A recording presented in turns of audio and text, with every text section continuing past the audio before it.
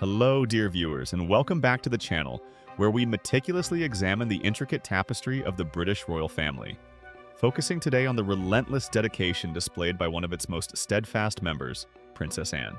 Today, we delve into a fascinating study of contrasts, the quiet, unwavering commitment to duty shown by the Princess Royal, set against the backdrop of seismic shifts within the institution and the ongoing, highly contentious legal battles being waged by her nephew, Prince Harry. Before we embark on this detailed exploration of duty, security, and royal protocol, do remember to like this video, subscribe if you haven't already, and hit that notification bell so you never miss our deep dives into the heart of the monarchy. Your support truly helps us keep these stories coming. The royal family, as we know, has been absorbing the impact of significant, major changes in recent weeks and months. Changes that have necessitated an even greater reliance on the senior working members to project stability and continuity. And in that crucial role, Princess Anne, the sister of King Charles III, continues to demonstrate an extraordinary level of tireless engagement. Her reputation for stoicism and her get-on-with-it attitude has never been more vital than in this period of transition and adjustment within the House of Windsor. Just this past Tuesday, the Princess Royal undertook a number of critical official engagements, demonstrating her broad portfolio of responsibilities and her deep commitment to the nation's institutions. One of the most notable of these visits was a key engagement at the very heart of British law enforcement, the Metropolitan Police Crime Museum, situated within the iconic New Scotland Yard headquarters in London. This was no ordinary museum visit. It was a deeply symbolic gesture, highlighting the royal family's enduring connection to the forces of law and order, and paying tribute to the immense effort required to maintain public safety in the capital and beyond. Princess Anne, known for her sharp intellect and interest in practical affairs, was afforded the opportunity to examine a unique and often chilling collection of criminal memorabilia. For those unfamiliar, the Crime Museum, often referred to historically as the Black Museum, is not open to the general public. It houses artifacts and evidence from some of the most notorious and compelling cases investigated by the Metropolitan Police Service since its inception. It serves as a vital training and historical resource for police officers and researchers, telling the grim yet profoundly important stories of both the well-known and the lesser-known cases that have shaped the history of criminal justice in the United Kingdom. The specific reason for the Princess Royal's visit was to mark a momentous anniversary. The exhibition she toured is designed to commemorate 150 years of the Crime Museum's existence, a century and a half of cataloging the darkest aspects of human behavior and the tireless pursuit of justice. The organizers of this historic exhibit were emphatic in their mission statement, insisting that the display will showcase precisely how justice for victims has always been at the center of Met investigations. This focus on the victims and the enduring principles of justice aligns perfectly with Princess Anne's own serious approach to her charity and military patronages. The exhibition itself is a long-running affair, providing ample time for those within the force to reflect on their history. It officially commenced on June 10, 2025, and is scheduled to continue its run until April 2, 2026. This extensive period underscores the gravity and historical depth of the material being presented. For Princess Anne to dedicate her valuable time to this commemoration speaks volumes about her recognition of the fundamental importance of the police service in the fabric of national life.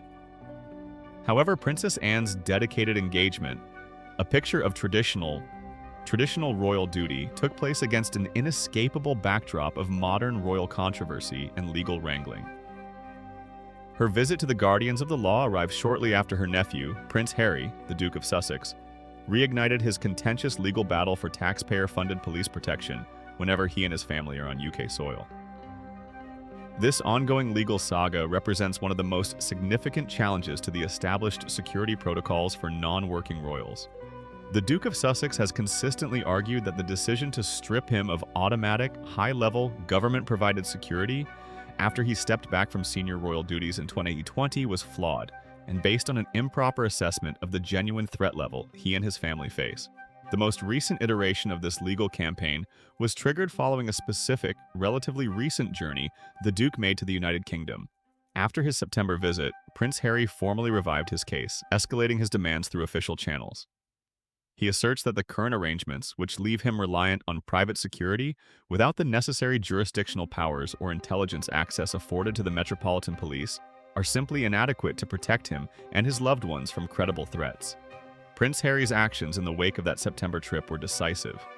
This month, he penned a formal letter addressed to the new Home Office Secretary, Shabana Mahmood. This is a crucial detail, as addressing the Home Secretary directly elevates the issue to the highest governmental level responsible for national security and policing policy. In his correspondence, the Duke specifically requested a formal review of his current security arrangements. More significantly, he has demanded a formal annual risk assessment to be conducted by the Executive Branch for Royalty and Special Cases, an entity known by the acronym RAVIC. RAVIC is the secretive, specialized committee responsible for determining the level of police protection afforded to members of the royal family and other individuals deemed to require special security measures. Its decisions are based on a complex matrix of threat assessments, public profile, and status within the working monarchy. Prince Harry's insistence on RAVIC's involvement is a direct challenge to the previous decisions made regarding his security status. The timing and urgency of the Duke's renewed efforts are directly linked to his experiences during that 4-day trip to the UK.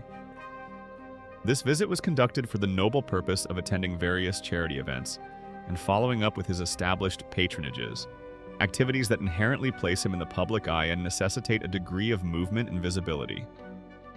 The critical evidence fueling his legal claims stems from reported incidents that occurred during this short visit. According to reports supporting his case, the Duke of Sussex experienced a breach in security not just once, but twice over the course of those 4 days. These two security breaches, occurring in quick succession, seemingly provided concrete, real-world evidence to substantiate his long-standing claims about the inadequate protection afforded to him and his family when they are temporarily residing or conducting engagements in the United Kingdom. For Prince Harry, the implication is stark. If even a short, carefully planned trip for charitable purposes results in multiple security compromises, the risk to himself, his wife, and their children is unacceptably high, justifying the need for the professional, government-level protection he was accustomed to before stepping back. The juxtaposition of these two narratives, Princess Anne diligently honoring the 150th anniversary of the Crime Museum, recognizing the Met's vital work, while simultaneously, her nephew is embroiled in a public legal fight against the very system she is supporting, is a perfect illustration of the current complexities facing the House of Windsor.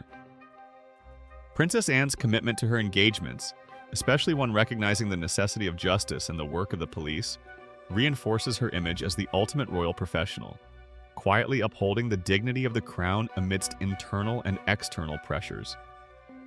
She represents the continuity of service, the belief that duty, regardless of personal circumstance, must prevail. Meanwhile, Prince Harry's battle for security funding touches on deeper constitutional and financial questions. Should British taxpayers fund the protection of individuals who have chosen to reside overseas and operate independently of the senior working royal ranks? The Duke argues that the threat level remains high precisely because of his birthright and historical status, not just his current role. The cost of royal security is notoriously high, and the debate over who pays for it, especially when a royal is undertaking private engagements or residing outside the jurisdiction of the UK, is fiercely contested in political and media circles. Harry's legal challenge, therefore, is not merely about bodyguards. It is about accountability, precedent, and the financial responsibilities the state holds toward those born into the institution. His appeal to Home Secretary Shabana Mahmood, demanding that RAVIC conduct a formal annual risk assessment, signifies a determination to institutionalize the evaluation process, removing discretionary elements that he feels have unfairly disadvantaged him and his family. The outcome of this legal maneuvering will set a significant precedent for future generations of non-working royals and their security provisions. In conclusion, we see the monarchy operating on parallel tracks. On one hand, we have Princess Anne, the epitome of the steady hand, honoring history and institution, symbolizing stability through her participation in important national commemorations like the 150th anniversary of the Metropolitan Police Crime Museum. Her visit, focusing on the pursuit of justice, is a powerful endorsement of the rule of law. On the other hand, we have the ongoing dramatic saga of Prince Harry, who, following a 4-day charitable visit, punctuated by those 2 critical security breaches, is pushing the boundaries of royal protocol and legal precedent. His demand for a rigorous, formal annual risk assessment by Ravik, directed to Home Secretary Shabana Mahmood, reminds us that the challenges facing the royal family extend far beyond simple public appearances and into the complex, costly realm of international security. This event certainly gives us much to reflect upon regarding the definition of royal duty in the modern era, the inherent risks associated with such a high-profile life, and the ongoing tension between independence and institutional security. What are your thoughts on this complex dynamic? Do you believe Prince Harry is justified in demanding taxpayer-funded security based on the alleged breaches during his September trip? Or do you stand with the view that stepping back from senior duties should necessitate accepting private security arrangements? Please share your opinions in the comments section below. We always appreciate hearing your perspective on these important royal matters. Don't forget to like, subscribe, and join us for our next celebrity update, where we will continue to follow the developments surrounding the Duke of Sussex's legal challenge and the continued steadfast work of the Princess Royal. Thank you for watching, and until next time, take care.